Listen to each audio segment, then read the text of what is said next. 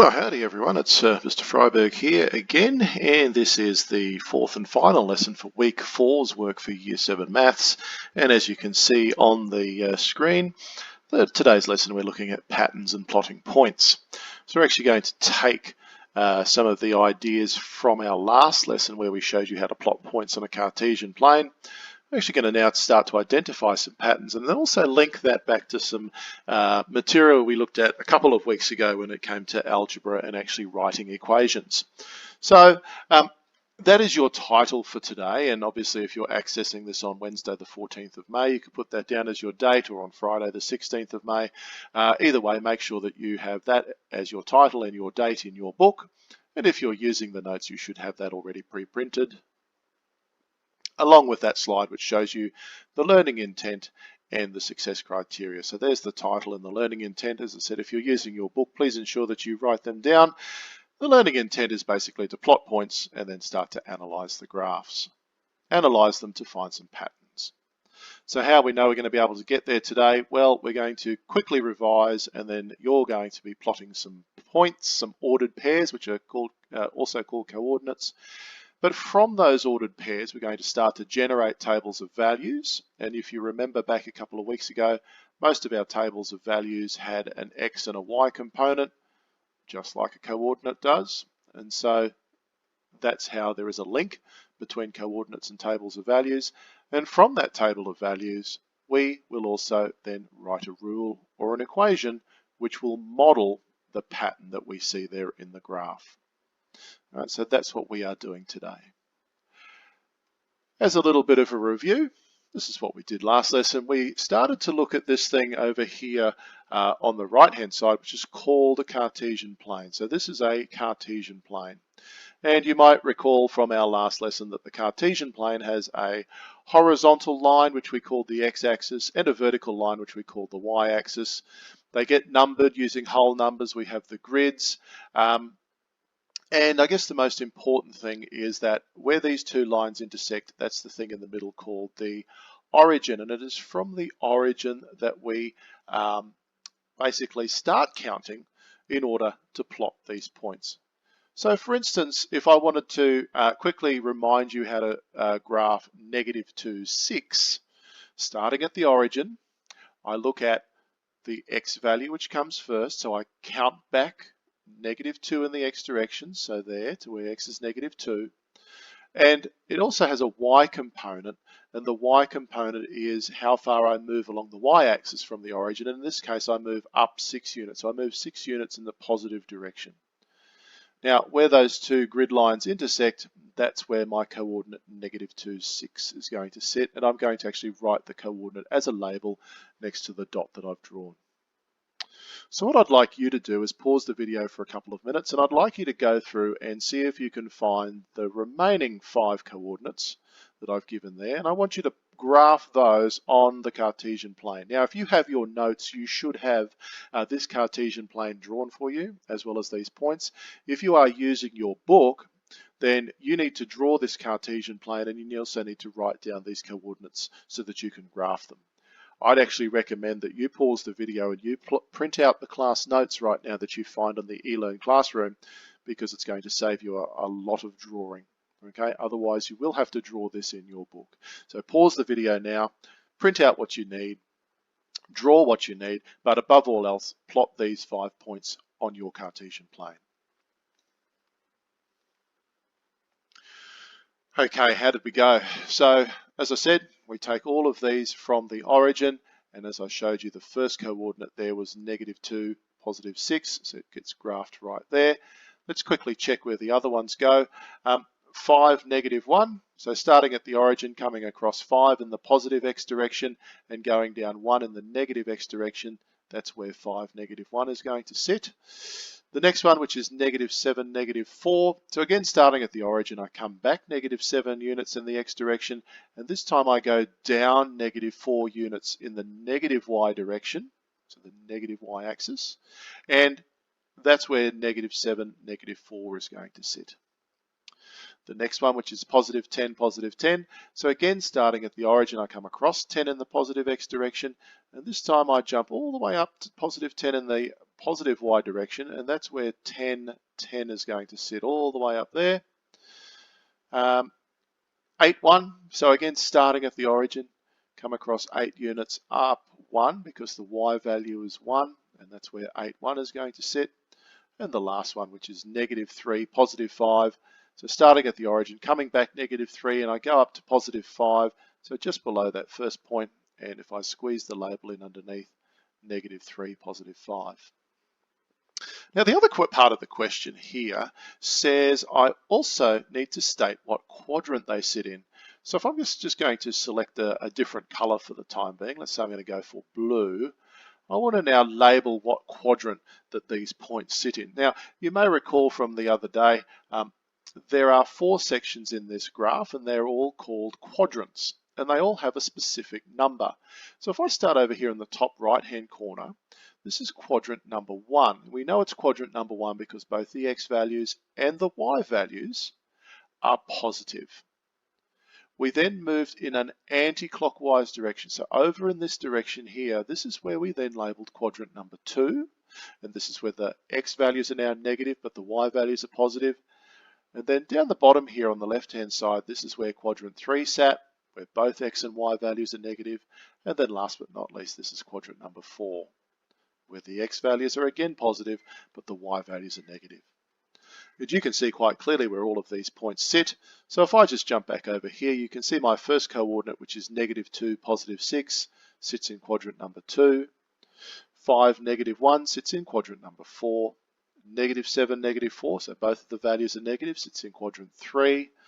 10, 10 sits in quadrant 1, as does 8, 1. And then last but not least, -3, +5, again sits in quadrant number 2. So that was basically a quick rundown of the Cartesian plane, just the quick rundown of the features, showing you the x and y axes, the origins, or the origin I should say, and where or how we actually plot those coordinates, and then in which quadrant they sit. Now today, we're going to build on that and hopefully be able to identify some patterns in our points. And those patterns are pretty simple. They should hopefully all sit in a straight line. So let's take a look at an example. Well, first of all, let's have a look at some notes. Often when plotting points on a Cartesian plane, they may actually follow a pattern. And as I said, they may actually follow a straight line. Now, if you can draw a straight line through those points, then what you've actually formed is something which is called a linear graph. Now, linear is a very specific term, and linear actually means straight line. So obviously, if you've drawn all your points in a straight line, by joining them all together, you should have a straight line graph. Now, the little link here is that we can actually come up with an algebraic rule or equation to describe that graph, and hence there's that link back to week 2. Now just quickly, can you pause your video please, and could you draw, this is a heading, and then could you write down those 3 dot points underneath, paying particular attention to that word there, which is linear, because I'm going to use that word to describe these straight line graphs. So pause the video and write those notes down please. Okay, let's have a look at a couple of examples, and this example I will step you through, and then I'm going to give you an example where you can try yourself. Now again, if you have the notes, you should have these pre-printed on the notes for you. If you are using your book, then you need to write down the example, and you also need to draw this graph over here. You may need to pause the video to do that. But if you have the notes, we can, now that you have the notes, or if you have drawn that, we can actually just jump in and start doing the example. Now, the first part of the example is we're going to plot some points, and we've just reviewed how to do that, and so you should be able to plot these points.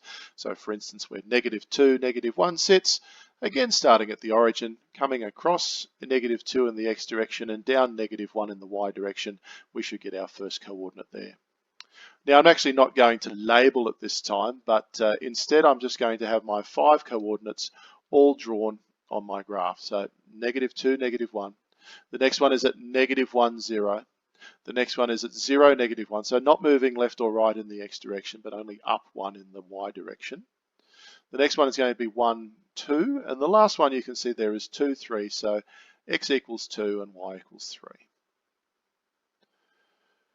I'm now going to grab my ruler and rule a straight line through all of those points. And as you're writing this out on your notes, I'd encourage you to use a ruler as well. Now, try and make your line start a little bit before your first coordinate and finish a little bit after your last coordinate like that. So try and make your line go for as long as you possibly can.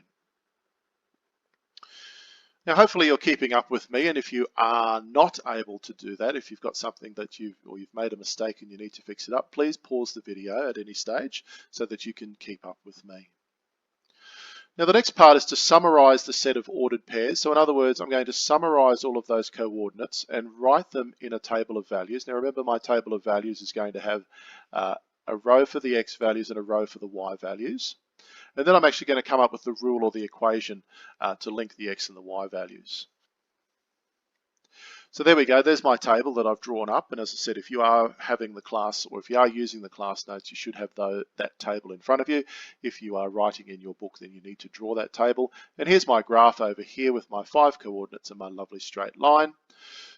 When I summarize the coordinates in here, I'm basically writing down all of the x values and all of their corresponding y values. So remember that first coordinate had an x value of -2 and a y value of -1. There it is right there. The next coordinate, so that one there, had an x value of -1 and a y value of 0. The third coordinate had an x value of 0. Remember, that was the one we didn't move left or right, and it had a y value of 1. The next one has an x value of 1 and a y value of 2. And then lastly, you probably can see the pattern. The last one has an x value of 2 and a y value of 3. Now, when we come up with the equation that links these, we're looking for a relationship or a link between the x values up here and these corresponding y values. So what have I done to those x values to get those corresponding y values? And I need to think about that in terms of the 4 operations: plus, minus, multiply, and divide. Now, I want you to pause the video for maybe a couple of minutes, and I want you to see if you can come up with an idea, or perhaps even an equation, that starts with a y equals, that links the x values down to those y values. Okay, how did you go? So what we're after is an equation that starts with y, and it has something to do with the x values. Now, obviously you can see that they are not equal, so we can't have y equals x. But what have I done, say, to x equals 0 to turn that into 1? It looks like I may have added 1, because 0 plus 1 equals 1. If I just check with x equals 1 over here, if I add 1 to 1, I end up with 2. And so maybe my equation that links is y equals x plus 1. So I get my x values and I add 1 to get the y values. Looks like that's what I do.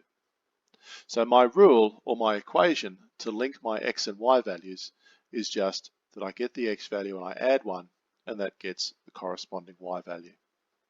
So 2 plus 1 equals 3. Now, boys and girls, that's quite a complicated example because it involves being able to draw or plot points, hopefully in a nice straight line, and then being able to rewrite those coordinates as a table of values, and then actually interpreting that table of values to come up with an equation. Those two parts that you see on the screen there, C and D, that's what we looked at in week 2 when we did patterns and algebra, and also using tables and coming up with equations. If there's something out of C and D there that you're not sure about, please make sure you let Mr. Freiberg, let myself know, so that we can get any misunderstandings corrected. Now, this one I want you to try yourself, and if you've got the notes, again, you've got this presented to you, but if you do not have the notes and you are using your book, can you please write down the word example, and you need to write this example down in your book, and also you need to then draw the graph that you can see over there on the right hand side. Pause the video to do that now, please. Okay, so this one, what we're asking you to do, now you should have all this in front of you, is write down the coordinates for the following ordered pairs in the table of values. So what I'm actually asking you to do is now the opposite of that previous question. I'm actually asking you to write or rewrite what you see in this table here as a set of coordinates. So for instance, the first coordinate would be -2 for the x value and -3 for the y value. The next coordinate, you guessed it, would be -1 for the x value and -1 for the y value. And you can see that there are 3 other coordinates that you then need to write down. The next step is to then plot these points on the Cartesian plane. So just like we did last time, plot where you think these points sit. So -2, -3 might sit somewhere down there. Hopefully, you'll find that after you've plotted these, you end up with a nice straight line. So you should get 5 points that are in a straight line. Then join those points together. The last thing which I want you to do is to then see if you can come up with the rule or the equation that links the x values to the y values. So remember, you're going to start with y equals and something around the x. Now I want you to pause the video and maybe spend 5 minutes to do this, because it's not a simple task, it's not a quick task. Remember, your first step is to write out the coordinates, then graph those, get a straight line and come up with the equation. Pause the video now and we'll come back and we'll check the answers. How'd we go? That's what I've ended up with. That looks like a nice straight line. You can see here my 5 coordinates, as I said, start with -2, -3, and then we had -1, -1, and then we had 0, +1, and then we had 1, 3, and the last coordinate is 2, 5, and you can see that I've graphed those over here on my Cartesian plane. -2, -3, -1, -1, 0, 1, 1, 3, and 2, 5 all the way up the top. So I plotted those points, I had a nice straight line and I was able to join them together. Now came the hard bit, which is to find the rule or the equation that links those x and y values. Now, most people think, oh, it looks very similar to the last question, so maybe it's got something to do with y equals x plus 1. Well, that's not correct in this case, because if you look at y equals x plus 1, yep, it works for that one because 0 plus 1 equals 1, but 1 plus 1 equals 2, and that says 3. So y equals x plus 1 is not the answer. So we need to keep looking. Maybe we need to multiply x by something and then make a small adjustment. Maybe we need to multiply x by 2 and then make a small adjustment. So let's take a look at what happens then. So maybe if I went x times 2, so 0 times 2, that equals 0, plus 1 equals 1. Maybe I'm onto something. Let's check the next one. What if I go 1 times 2, that equals 2, and then add another 1, that equals 3. Let's just do one more to check. 2 times 2 equals 4, plus 1 equals 5. So I reckon that the equation that links the x and y values is y equals 2x plus 1. So doubling the x value and adding 1 should give me the corresponding y value. How did you go with that? Yep, that is quite tricky. But that's, I guess, the culminating question of our first section here on algebra, and so I would expect that these would be quite challenging. As I said, they would take you a little bit of time to do, and perhaps a little bit of time to come up with that equation. If you're not too sure how we came up with those equations, like I said, take a look back at the week 2 materials. We did it then quite a bit. So that's it. It's over to you now. And if you are watching this at school and you have your textbook with you, you'll find all of these in section 5.8. It's called Patterns and Plotting Points. And section 5.8 is on pages 304 to 307. Now remember, any work that I set you, I would like you to take a photocopy or take a photo of or a scan and send it to me via email or in the Dropbox on the Learning Place. The questions I want you to do on this occasion are 1, 2, 3, 5, 7, and then number 9. There's question 1, 2, and 3. Now, you'll notice up the top here you do require some graph paper and you will have to draw up some Cartesian planes. So you'll need to actually draw the Cartesian planes yourself. You could also Google a Cartesian plane and you can actually get blank Cartesian planes that look like that off Google.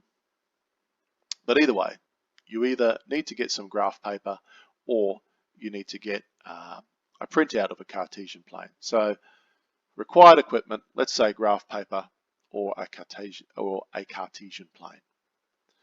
So essentially questions 1, 2, 3 are like the examples that we've done. So you plot some points, you rule a straight line, and you see if you can come up with the equation that links the two. So questions 1, 2, 3 are there. Question 5 is a very similar question. However, we now have a couple of little extra challenging bits here, which is what would the y coordinate be if you actually had a point where x is -1? And what would be the x coordinate if you had a point where y is equal to 5? So basically you're reading some coordinates off the line that you've drawn.